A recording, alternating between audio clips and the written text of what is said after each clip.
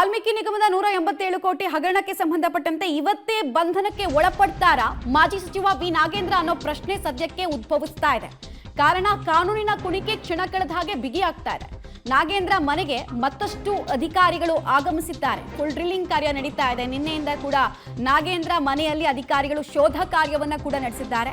Bank ಅಧಿಕಾರಿಗಳನ್ನ ಕೂಡ ಇಡಿ ಅಧಿಕಾರಿಗಳು ಮನೆಗೆ ಕರೆಸಿಕೊಂಡಿದ್ದಾರೆ. ದಾಖಲೆಗಳನ್ನ ಪರಿಶೀಲನೆ ಮಾಡ್ತಾ ಇದ್ದಾರೆ. ಬ್ಯಾಂಕ್ ಸಿಬ್ಬಂದಿ ಅನ್ನೋದರ ಮಾಹಿತಿ ಕೂಡ ಲಭ್ಯ ಆಗ್ತಾ ಇದೆ. ದಾಳಿ ವೇಳೆ ಸಿಕ್ಕಂತಹ ದಾಖಲೆಗಳ ಬಗ್ಗೆ ನಾಗೇಂದ್ರ ಅವರಿಗೆ ಪ್ರಶ್ನೆಗಳ ಸುರಿಮಳೆಯನ್ನ ಕೂಡ ಗೈಯಲಾಗ್ತಾ ಇದೆ. ಕೊಲಾಬರೇಟಿವ್ ಎವಿಡೆನ್ಸ್ ಅನ್ನ ಕಲೆಕ್ಟ್ ಮಾಡೋದಕ್ಕೆ ಇಡಿ ಅಖಾಡಕ್ಕೆ ಇಳಿದ ಹಾಗೆ ಕಾಣಿಸ್ತಾ ಇದೆ. ಕೊಲಾಬರೇಟಿವ್ ಎವಿಡೆನ್ಸ್ ಅಂತ ಅಂದ್ರೆ ಈ 187 ಕೋಟಿಯಲ್ಲಿ 90 ಕೋಟಿ ಅದ್ಯಾವುದೋ ಒಂದು ಸೊಸೈಟಿಗೆ ಟ್ರಾನ್ಸ್ಫರ್ ಆಯಿತು. ಅದಾದ ನಂತರ ಆ ಹಣ ವಾಪಸ್ ಕರ್ನಾಟಕಕ್ಕೆ ವಿವಿಧ ಮೂಲಗಳಿಂದ ಬಂತು ಅಂತ ಹೇಳ್ತಾರಲ್ಲ. ಸೊ ಅದಕ್ಕೆ ಸಿಕ್ಕಿರುವಂತಹ ಡಾಕ್ಯುಮೆಂಟ್ಸು ಹಾಗೂ ನಾಗೇಂದ್ರ ಅವರ ಸ್ಟೇಟ್ಮೆಂಟು ಜೊತೆಗೆ ಅವರ PA ಕೊಟ್ಟಿರುವಂತಹ ಸ್ಟೇಟ್ಮೆಂಟ್ಗಳು ಮ್ಯಾಚ್ ಆಗ್ತಾ ಇದೆಯಾ ಅನ್ನೋದನ್ನ ನೋಡ್ತಾ ಇದ್ದಾರೆ. ಜೊತೆಗೆ SIT ಹಾಗೂ CBIಗೂ ಸಿಗದೇ ಇರುವಂತಹ ಕೆಲವು ದಾಖಲೆಗಳನ್ನ ಇಡಿ ಆಕ್ಸೆಸ್ ಮಾಡಿರೋ ಸಾಧ್ಯತೆ ಇದೆ. ಬಿಕಾಸ್ ಇಡಿ ತನಿಖೆ ಮಾಡ್ತಾ ಇರುವಂತಹ ವ್ಯಾಪ್ತಿ PMLA ಆಕ್ಟ್ ಪ್ರಕಾರ. ಹೀಗಾಗಿ ಕುತೂಹಲ ಅಂತೂ ಇದ್ದೇ ಇದೆ.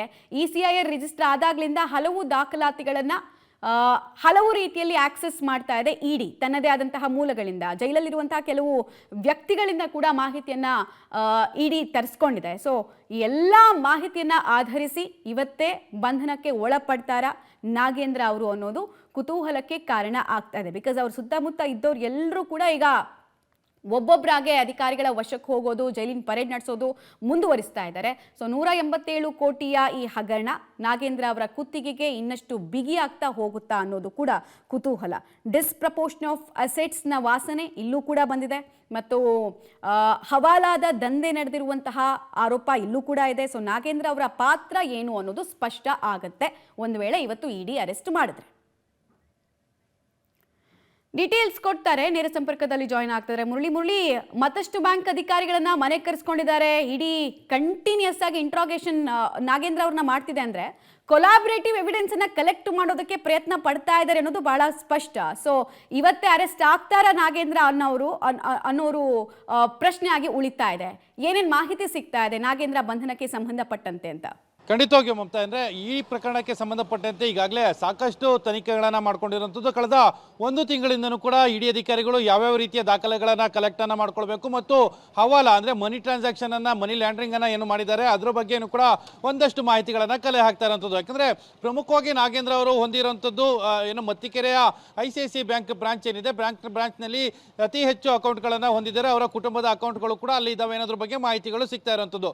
ಯಾಕೆಂದರೆ ನಿನ್ನೆ ಇಡಿ ಅಧಿಕಾರಿಗಳು ಮತ್ತಿಕೆರೆಯ ಬ್ರಾಂಚ್ಗೂ ಕೂಡ ದಾಳಿಯನ್ನು ಮಾಡಿದ್ರು. ಅಲ್ಲಿ ಒಂದಷ್ಟು ದಾಖಲೆಗಳನ್ನು ಪರಿಶೀಲನೆ ಮಾಡಿದ್ರು. ಜೊತೆಗೆ ಒಂದಷ್ಟು ದಾಖಲೆಗಳ ಪರಿಶೀಲನೆ ಆದ ಬಳಿಕ ಒಂದಷ್ಟು ದಾಖಲೆಗಳನ್ನು ಕೂಡ ವಾಪಸ್ ಇಲ್ಲಿಗೆ ತೆಗೆದುಕೊಂಡು ಬಂದಿದ್ರು. ಅಂದರೆ ಡಾಲರ್ಸ್ ಕಾಲೋನಿಯ ಮನೆಗೆ ತೆಗೆದುಕೊಂಡು ಬಂದಿದ್ರು. ಅದಾದ ಬಳಿಕ ಅದನ್ನು ವೆರಿಫೈ ಮಾಡುವಂಥದ್ದು, ಅವರ ಬಳಿಯಲ್ಲಿ ಹೇಳಿಕೆಗಳನ್ನು ಪಡ್ಕೊಳ್ಳುವಂಥದ್ದು, ಅದ್ರ ಬಗ್ಗೆ ಒಂದಷ್ಟು ಕ್ಲಾರಿಫಿಕೇಶನ್ ಅನ್ನ ಮಾಡಿಸ್ಕೊಳ್ಳುವಂಥ ಒಂದು ಪ್ರಯತ್ನವನ್ನು ನಿನ್ನೆ ಇಡಿ ಅಧಿಕಾರಿಗಳು ಮಾಡಿರುವಂಥದ್ದು. ಅಂದರೆ ನಾಗೇಂದ್ರ ಅವರು ಅದಕ್ಕೆ ಸಕಾರಾತ್ಮಕವಾಗಿ ಸ್ಪಂದನೆಯನ್ನೇ ಕೊಟ್ಟಿಲ್ಲ ಮತ್ತು ಆ ಟ್ರಾನ್ಸಾಕ್ಷನ್ನ ಬಗ್ಗೆ ಯಾವುದೇ ರೀತಿಯ ಸರಿಯಾದ ಉತ್ತರವನ್ನು ಕೊಡದೇ ಇರೋ ಹಿನ್ನೆಲೆಯಲ್ಲಿ ಈಗ ಅದನ್ನು ಕ್ಲಾರಿಫಿಕೇಶನ್ಗೋಸ್ಕರ ಇಡಿ ಅಧಿಕಾರಿಗಳು ICICI ಬ್ಯಾಂಕ್ನ ಮತ್ತಿಕೆರೆ ಬ್ರಾಂಚ್ನ ಅಧಿಕಾರಿಗಳೇನಿದ್ರು, ಬ್ಯಾಂಕ್ನ ಅಧಿಕಾರಿಗಳು ಅವರನ್ನೇ ಕರೆತಂದು ಈಗ ವಿಚಾರಣೆಯನ್ನ ಮಾಡ್ತಾ ಇರುವಂಥದ್ದು. ಅವರ ಬಳಿಯಲ್ಲೇ ಒಂದಷ್ಟು ಹೇಳಿಕೆಗಳನ್ನ ದಾಖಲು ಮಾಡಿಕೊಂಡು ಆ ಹೇಳಿಕೆಗಳನ್ನ ಮತ್ತೆ ಅದನ್ನ ಕ್ಲಾರಿಫಿಕೇಶನ್ ಅನ್ನ ನಾಗೇಂದ್ರ ಅವರ ಬಳಿಯಲ್ಲಿ ಪಡ್ಕೊಳ್ಳುವಂದಷ್ಟು ಪ್ರಯತ್ನಗಳನ್ನು ಕೂಡ ಮಾಡ್ತಾ ಇದ್ದಾರೆ. ಮಮತಾ, ಇಲ್ಲಿ ಗಮನಿಸಬೇಕಾಗಿರುವಂಥದ್ದು ಬರೋಬ್ಬರಿ 35 ಕೋಟಿ ಹಣವನ್ನ SIT ಅಧಿಕಾರಿಗೆ ಈಗಾಗಲೇ ತಮ್ಮ ವಶಕ್ಕೆ ಪಡ್ಕೊಂಡಿದ್ದಾರೆ. ಅದು ಯಾರ್ಯಾರಿಗೆ ಎಷ್ಟೆಷ್ಟು ಪ್ರಮಾಣದಲ್ಲಿ ಹಣ ಹೋಗಿದೆ ಅನ್ನೋದ್ರ ಬಗ್ಗೆ ಒಂದಷ್ಟು ಕ್ಲಾರಿಫಿಕೇಶನ್ಗಳು ಕೂಡ ಇದಾವೆ. ಆದ್ರೆ ಇನ್ನುಳಿದಂಥ 54 ಕೋಟಿ ಅಂದರೆ 89 ಕೋಟಿಯಲ್ಲಿ ಇನ್ನುಳಿದ 54 ಕೋಟಿ ಎಲ್ಲಿಗೆ ಹೋಗಿದೆ, ಯಾರು ಅದನ್ನ ವಿತ್ಡ್ರಾ ಮಾಡಿದ್ದಾರೆ ಮತ್ತು ಯಾರು ತೆಗೆದುಕೊಂಡಿದ್ದಾರೆ, ಅದನ್ನ ಎಲ್ಲಿಂದ ವಿತ್ಡ್ರಾ ಮಾಡಿಕೊಳ್ಳಲಾಗಿದೆ, ಇದು ಯಾವುದೇ ರೀತಿಯ ಸ್ಪಷ್ಟವಾದ ಮಾಹಿತಿಗಳು ಕೂಡ SIT ಅಧಿಕಾರಿಗಳಿಗಾಗಲಿ ಅಥವಾ ಇಡಿ ಅಧಿಕಾರಿಗಳಿಗೆ ಇರಲಿಲ್ಲ. ಆ ಹಿನ್ನೆಲೆಯಲ್ಲಿ ಅದನ್ನ ಕ್ಲಾರಿಫಿಕೇಶನ್ ಅನ್ನ ಮಾಡ್ಕೊಳ್ಳೋದಕ್ಕೆ ಇಡಿ ಅಧಿಕಾರಿಗಳು ಒಂದಷ್ಟು ಸರ್ಕಸ್ ಅನ್ನ ಮಾಡ್ತಾ ಇದ್ದಾರೆ ಮತ್ತು ಅದಕ್ಕೆ ಸಕಾರಾತ್ಮಕವಾಗಿ ನಾಗೇಂದ್ರ ಅವರು ಕೂಡ ಸ್ಪಂದನೆಯನ್ನ ಮಾಡ್ತಾ ಇಲ್ಲ ಅನ್ನೋದು ಬಗ್ಗೆನೂ ಕೂಡ ಗೊತ್ತಾಗ್ತದೆ. ಯಾಕಂದ್ರೆ ನಿನ್ನೆ ಇಡಿ ಅಧಿಕಾರಿಗಳ ದಾಳಿ ಆದ ಸಂದರ್ಭದಿಂದನೂ ಇಲ್ಲಿಯ ತನಕ ಕೂಡ ಸ್ಪಷ್ಟನೆಗಳನ್ನ ಕೊಡ್ತಾ ಇಲ್ಲ ಅನ್ನೋದ್ರ ಬಗ್ಗೆ ಕೂಡ ಈಗ ಮಾಹಿತಿಗಳು ಸಿಗ್ತಾ ಇರೋಂಥದ್ದು. ಮಮತಾ. ರೈಟ್, ಧನ್ಯವಾದ ಮುರಳಿ ತಮ್ಮ ಮಾಹಿತಿಗಾಗಿ. ಒಟ್ಟಿನಲ್ಲಿ ನಾಗೇಂದ್ರ ಇವತ್ತೇ ಅರೆಸ್ಟ್ ಆಗುವಂತಹ ಸಾಧ್ಯತೆ ಈ ಕ್ಷಣಕ್ಕೆ ದಟ್ಟವಾಗಿದೆ. ಕಾರಣ ಕೊಲಾಬರೇಟಿವ್ ಎವಿಡೆನ್ಸ್ ಅನ್ನ ಕಲೆಕ್ಟ್ ಮಾಡೋ ನಿಟ್ಟಿನಲ್ಲಿ ಇಡಿ ಒಂದೊಂದೇ ಹೆಜ್ಜೆಗಳನ್ನ ಇಡ್ತಾ ಇದೆ.